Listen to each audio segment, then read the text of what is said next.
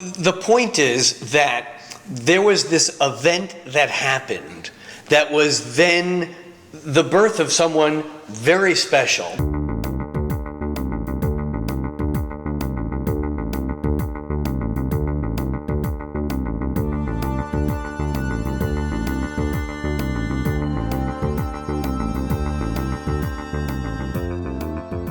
But you know, and I think it was, well, not I think, I know it was Søren Kierkegaard, the Danish philosopher, who was the first person to write about the difference between what he called Christianity and Christendom. Christianity is the teachings of this amazing prophet, person, teacher, being, Jesus Christ. And Christendom is the church. And the two really have nothing in common.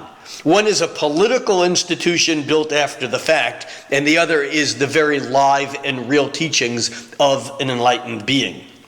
So Kierkegaard, who was a Christian scholar, said that there's a difference between these two things.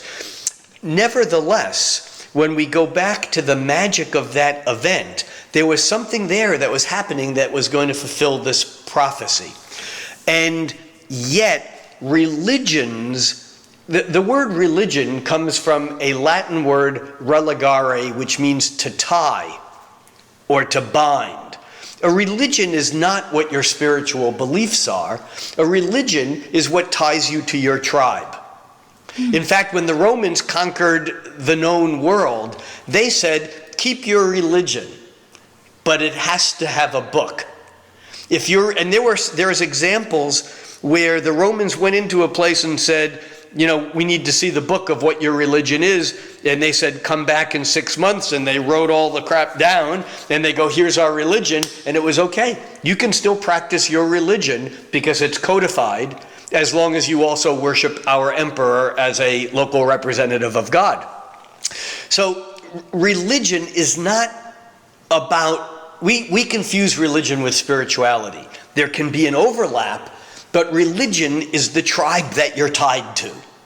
I love the retired, or as he says, fired by the Pope, Matthew Fox, who's a brilliant modern spiritual writer. And Matthew Fox has said, it doesn't matter where you dig the well, you get to the same water. So here we have Christianity as a political institution. We know the story of the Council of Nicaea. We know the story, you know, of Dionysius Exiguus, who was basically backward engineering this story to create what we call Christendom, so that we could then slide in the teachings of Jesus. But here's the crazy thing. 200 years prior to the birth of Jesus, one of the most prominent cult religions of Rome was a religion, well, this is around the time of Sol Invictus, the invincible sun. Mithraism. And Mithraism is a religion who worships a son of God who was the savior of mankind, who was born on the winter solstice of virgin birth and was killed, crucified, and was resurrected. 300 years before the story of Jesus. Now, I'm not saying any of this takes away anything from the magic of the origins of Christianity or of the importance of Jesus. I'm just saying is we're not getting the whole story, because when they put together the religion, religare, to tie us or bind us to these beliefs, they took this story, and in fact, you know, the word mithras, the modern word from that is mitred. Mitre is a corner. And in fact, I wanted to say outfits, the costumes, the garb of the cardinals and the pope and the priests are all taken from the same garb that the priests of the Church of Mithras or Mithraism wore, and the reason. You mean the Catholic Church? The Catholic Church, and the popes, the mitered hats, the corner, mitre, Mithras. Mitre comes from the word Mithras, and so even the costumes of what they wore were lifted from a religion that was already there. The story of Christmas is not a Christian story. It's a pre-existent story to Christianity, although it fits perfectly over in concept, and in fact, when you add the magic of this astrological perception over it, you realize how magical and wonderful the divine order is, because everything is connected to everything. You know, it wasn't just the Mithraism that had that same story. No, it's many other religions, even in India. Exactly. And also in the Old Testament, you know, we have the story of Nimrod. That also Nimrod was this hunter of, actually most people think he was an animal hunter, but he was a hunter of men. Yeah. When you study it in, its Hebrew origin. And well, it's like we think of Jesus as a fisherman, but he was a fisher of souls. Exactly. I mean, same thing. Yeah. Exactly. Yeah. But within the cycle of the collective, it was somehow input this message, this story, that something greater than what we know, what we can fathom, it's going to be born as part of us. Yeah.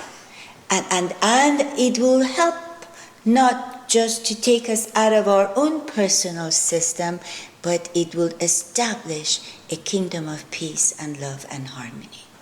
And that's the collective, which is inside all of us. And I couldn't agree more, except the problem is that the teachings of Christ do that, but the church basically does war. Yes, because religion, as you said, is an institution. An institution is always based on their own personal agenda, power, and it's me or you, and it's going to be me instead of you, so therefore it's my God, not your God. And there are so many denominations even among the Christianity, because it's that pull, that it's that territory, it's that belief, the tribe that everyone wants to separate. But work of God is to unite his children. Like any mother and father within a family don't want to see their children fight.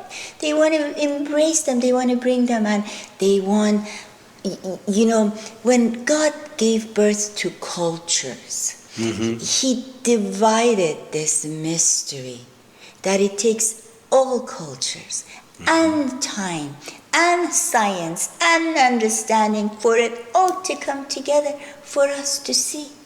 But we are that generation now, that we have the history, we have the information, all these monasteries, all these closed books of all these years and hundreds and thousands of years of meditation is now we can do in our own bedroom and in our own homes. Our world has become that monastery. And this is the beauty of the time we live. And we can talk about even the understanding of this mystery that you're talking about, this Star of Bethlehem, that it's been, so many different talks on it. But you bring such clarity to us that we can picture what was going on in the mind of these magi's, what was happening politically, what was in the conscience of the collective before this special child was going to be born. So it matters not how small you are to see the magic of the star. Is there a star with all of us that point to our birth and death? Well, in fact, we all carry our own unique representation of the same star, which is light. But we are all, Einstein in a way said it, although he said it E = mc squared, what he really said was matter is gravitationally trapped light. We fall from grace, from the divine proportion, from the magic, into gravitationally trapped light, which is matter, and yet we're light, we're stars, and we are special constellations or configurations of that star, of that divine. That's the magic of the Christmas star, is that we all have that. It's the magic of Christmas, especially. My daughter has grown up, as your kids are, but you know, when children are very young, and it's that Christmas time of year, as a parent, you become re-embraced with the magic of what that birth of divinity is, because every child is that divinity until we develop our own weight in the illusion that we are matter rather than just the light of divinity, which we all are and never lose. And that's part of the magic of Christmas, and it's certainly my attraction as an astrologer to the magic of the story of the Christmas star, because we all hold that magic and that promise within each of us. In another program, that the 12 signs of the zodiac are also tribes. Exactly. As I asked you how you write your horoscopes, you know, Right. that it makes sense to me. You wrote it as if it was just for me, but it's like for, you know, millions For your of tribe. others. For your tribe. For my tribe. As if we all share the same hopes and dreams, and, you know, we have the same burdens, because that tribe has organized us. But again, the tribe is not based upon blood. You know, the old saying, blood is thicker than water, may not be true. There may be, and that's part of what the internet and this whole kind of cusp between the age of Pisces, where we're all fish swimming in the cosmic waters, and we have to believe that there's something that we can't see. Fish can't see the water any more than we can see the spirit that's running through all of us. And yet, as we transition into the age of Aquarius, some by the use of technology, all of a sudden that higher frequency, we realize that our tribe isn't necessarily limited to our blood parents and children. Our tribe is based upon some harmony or frequency, just like being in the house of David or being a Dalai Lama, being born to a lineage. We are of the tribe of Pisces or Aquarius or Sagittarius or whatever your tribe is. Obviously, it's more complicated than that, but the point is that it's not just about physical family, it's about soul. And you know, you said you grew up in a Jewish family and a Jewish tradition. The 12 tribes of Israel carry the same signs as the 12 signs of zodiac. Oh, absolutely. And the stories of each of the tribes correspond, absolutely. I mean, it's not like one has to say, well, maybe they were the same. But then again, if you go to the Sistine Chapel like I have, you think, what are the 12 signs of the zodiac doing around the roof? Why, in most of the old, cathedrals, the church was not separate from astrology. It was only separate politically, because you couldn't hold loyalty to the priest and to Jesus and to the astrologer on the edge of town. Even in the Judaic temples, on my last visit to Israel, I visited 2 temples that they had the zodiacs, the mosaic of the zodiacs. They are the 12 signs. They are the 12 tribes. Yes. Yeah. Mm-hmm. So this symbolic language of heaven is what we really need to learn more and more from, not just to understand ourselves, but to make sense of our big world and to be familiar with the human family. Agreed. Thank you. Thank you again for having me here. I appreciate it.